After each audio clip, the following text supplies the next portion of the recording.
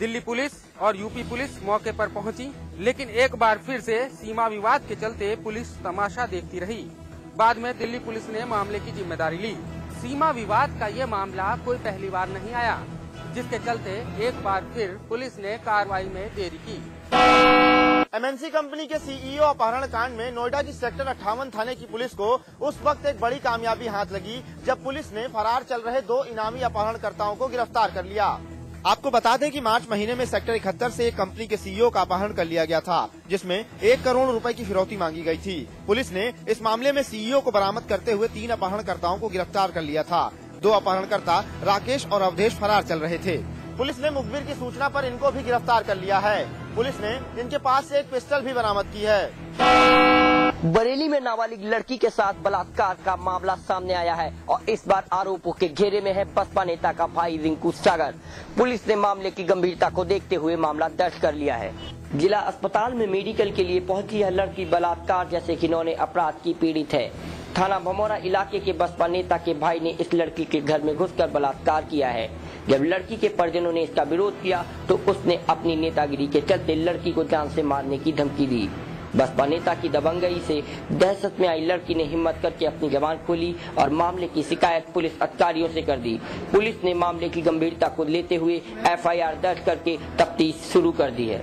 बसपा नेता के भाई का नाम आने से मामला तूल पकड़ता जा रहा है। अब देखना यह है कि पुलिस आरोपी को कब तक गिरफ्तार करती है।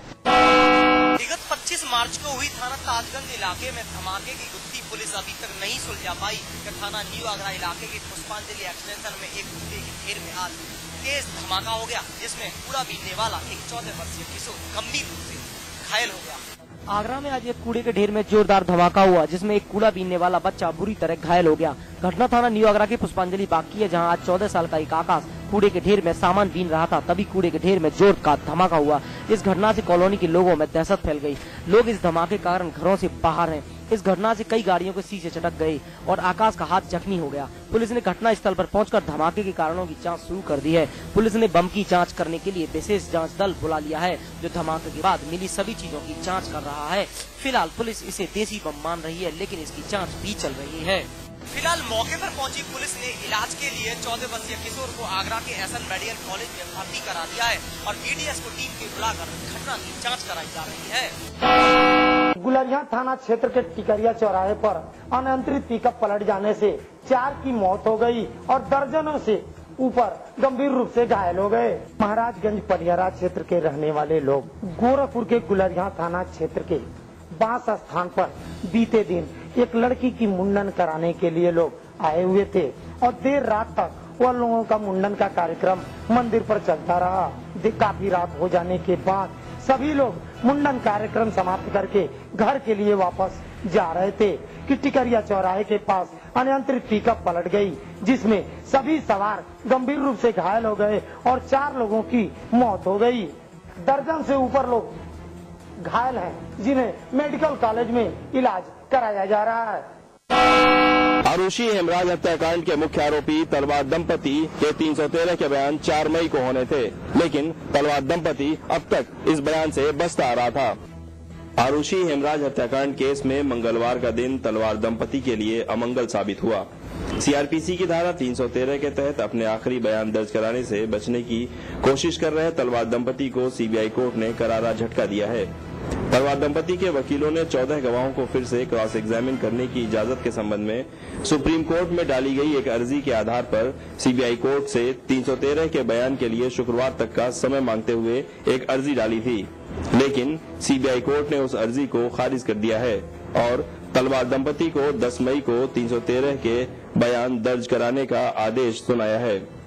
सीआरपीसी की धारा 313 के तहत अपने आखिरी बयान दर्ज कराने से बचने की तमाम जुगत लगा रहे तलवार दंपति को सीबीआई कोर्ट ने करारा झटका दिया है। सीबीआई कोर्ट ने तलवार दंपति की अर्जी को खारिज करते हुए 10 मई को अपने आखिरी बयान दर्ज कराने का आदेश दिया है। कन्नौज जनपद के 13 मल्लू प्राथमिक विद्यालय में आज हेडमास्टर द्वारा कक्षा 2 की छात्राओं की निर्वस्त्र कर पीटने का सनसनीखेज मामला सामने आया है। मामला कन्नौज जनपद के 13 मल्लू प्राथमिक विद्यालय का है। यहाँ कक्षा 2 में पढ़ने वाली 3 मासूम छात्राओं ने हेडमास्टर रजनीश कटियार पर आरोप लगाया था कि मात्रा न बता पाने के कारण मास्टर ने बंद कमरे में उनके कपड़े उतारकर पिटाई की थी और अपशब्दों का प्रयोग किया था। टीचर की इस करतूत को पीड़ित छात्राओं ने अपने परिजनों को बताया। मासूम के साथ हुए अत्याचार पर परिजनों ने टीचर की शिकायत जिलाधिकारी डॉक्टर रुपेश कुमार से की। मामला मीडिया में आ जाने के कारण डीएम साहब ने आनंद फानंद में जांच बैठाकर आरोपी टीचर को पाक साफ घोषित कर दिया। इस पूरी घटना में जिलाधिकारी द्वारा चंद घंटों में जांच कराकर आरोपी को क्लीन चिट देना समझ से परे रहा। मसूरी सूबे के मुख्यमंत्री विजय बहुगुणा, वैकल्पिक ऊर्जा, संस्कृति, पर्यटन मंत्री Amrita Rawat LEC street light का लोकार्पण करने मसूरी पहुंचे।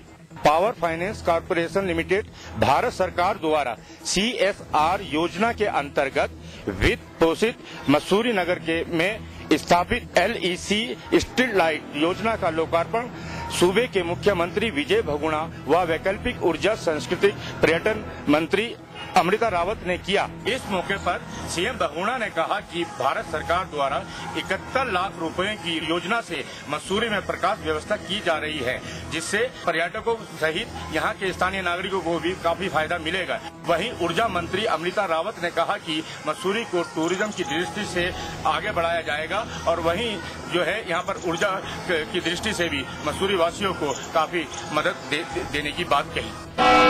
मेरठ SSP कार्यालय परिसर में एक युवक ने अपनी पत्नी पर गोली चलाकर सनसनी फैला दी। गनीमत रही कि गोली मिस हो गई और महिला की जान बच गई। वहीं मौके पर खड़े पुलिस कर्मियों ने आरोपी पति को हिरासत में ले लिया।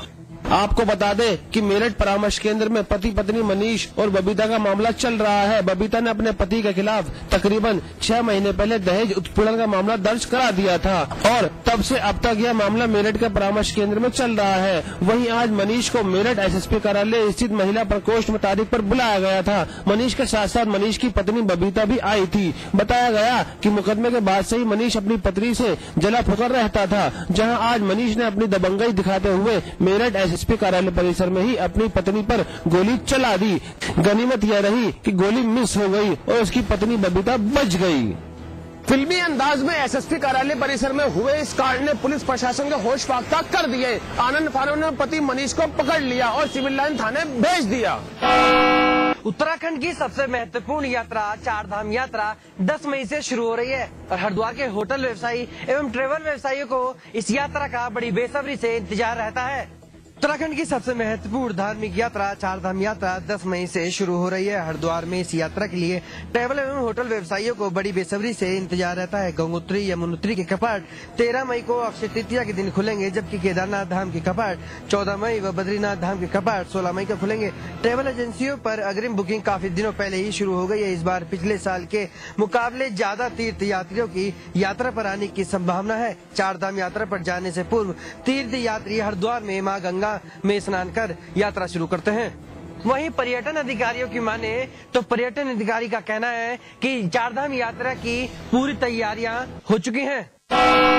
Master blaster Sachin Tendulkar England के पूर्व कप्तान एलेक्स स्टीवर्ट की टेस्ट ड्रीम टीम में जगह बनाने वाले एकमात्र भारतीय हैं। स्टीवर्ट ने उन खिलाड़ियों के बीच से अपनी टीम चुनी है जिनके खिलाफ वो अपने करियर के दौरान खेले हैं। स्टीवर्ट ने कहा है कि लिटिल मास्टर ने लंबे समय तक लगातार रन बनाए और भारत के नंबर 1 खेल आइकन के दबाव से काफी अच्छी तरह निपटे। स्टीवर्ट ने कहा कि उन्हें सचिन के होम टाउन मुंबई में 1993 में खेली 165 रन की पारी अच्छी तरह याद है और इसके लगभग एक दशक बाद इंग्लैंड में उन्होंने 193 रन बनाए। जब वे बल्लेबाजी के लिए उतरे तो ऐसा लग रहा था कि जैसे उनका बल्ला चौड़ा हो गया हो। सचिन ने अपने क्रिकेट करियर के दौरान न जाने कितने ही रिकॉर्ड बनाए, जिन्हें भूल पाना इतना आसान नहीं है और अब सचिन के नाम एक और कीर्तिमान जुड़ गया है।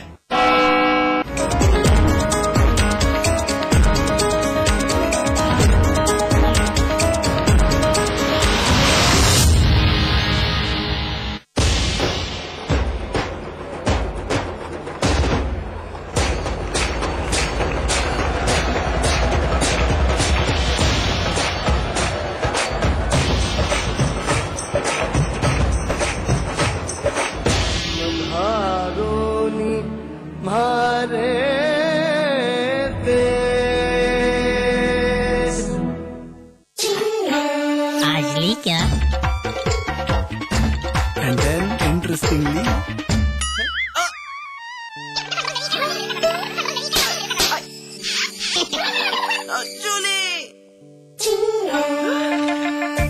रिफ्रेशिंग मिनी गन क्या?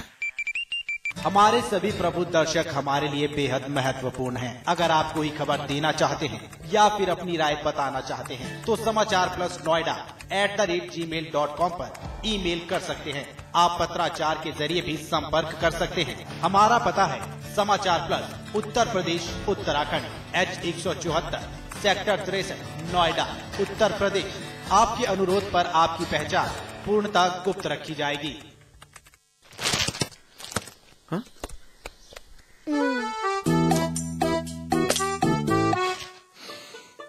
सौंफ, इलायची, खजूर, मिश्री, वाह, सब एक से बढ़कर एक है। मगर कोई अपना बड़प्पन नहीं जताता, है ना? रहो हमेशा पास पास। स्वाद बड़ी चीज है, स्वाद से बढ़कर कुछ नहीं। तुलसी सादा पान मसाला। सिल्वर स्क्रीन की दुनिया, सितारों की मस्ती, गॉसिप और तकरार। क्या कर रहे हैं आपके पसंदीदा स्टार? सिनेमा से जुड़ी हर खबर एंटरटेनमेंट प्लस पर रोजाना दोपहर 12:30 बजे और शाम 6:30 बजे सिर्फ समाचार प्लस पर।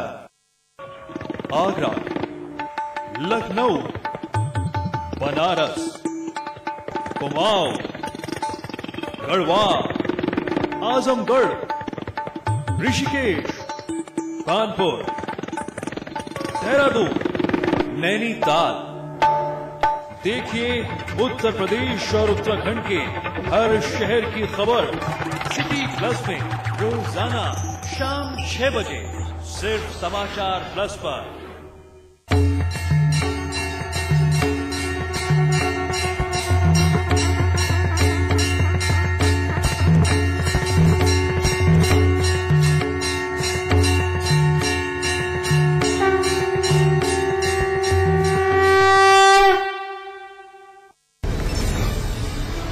कुमाऊं हो या गढ़वाल या राजधानी देहरादून का कोई बवाल हो, पहाड़ी क्षेत्र की हलचल या मैदानी इलाके का कोई सवाल, जानिए उत्तराखंड का पूरा सूरत हाल। देखिए हमारा उत्तराखंड सुबह 7 बजे, दोपहर 1:30 बजे और शाम 7 बजे समाचार प्लस पर। चाहे रियल स्टेट में करना हो निवेश या प्रॉपर्टी से जुड़ा फर्जीवाड़े का हो कोई केस, आप पूछ रहे हैं सपनों का आशियाना या प्लॉट खरीद कर हो घर बनाना, सीधे हमारे प्रॉपर्टी एक्सपर्ट से कीजिए सवाल। अपनी समस्या हमें ईमेल करें प्रॉपर्टी एक्सपर्ट @समाचारplus.com पर या हमें फोन करें और पाएं अपने सवालों के जवाब प्रॉपर्टी एक्सपर्ट में रविवार शाम 4 बजे सिर्फ समाचार प्लस पर। क्या वास्तु दोषों से ग्रसित है आपका मकान? क्या ग्रह नक्षत्रों की आड़ी तिरछी चाल आपको करती है परेशान, या कुंडली का कोई दोष आपको पहुंचा रहा है नुकसान? पंडित श्री वैभवनाथ शर्मा आपकी हर मुश्किल का करेंगे समाधान। देखिए हमारा खास कार्यक्रम आपके सितारे, सोमवार से शनिवार सुबह 8:30 बजे सिर्फ समाचार प्लस पर। राम और कृष्ण की धरती, देवभूमि, गंगा यमुना के पवित्र जल से नहाई, सूफी संतों की जन्मभूमि, ताज की खूबसूरती से दुनिया की आंखों का नूर बनी, देश को सर्वाधिक प्रधानमंत्री देने वाली धरती, शाम अवध और सुबह बनारस से सजी संवरी धरती, एक जमीन जिस पर नाज है पूरे हिंदुस्तान को। ये जमीन है उत्तर प्रदेश और उत्तराखंड की।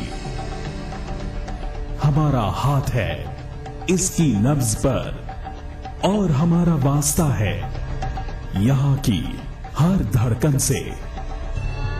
मेरी धरती महान, हम हैं समाचार प्लस, खबर वही जो हमने कही।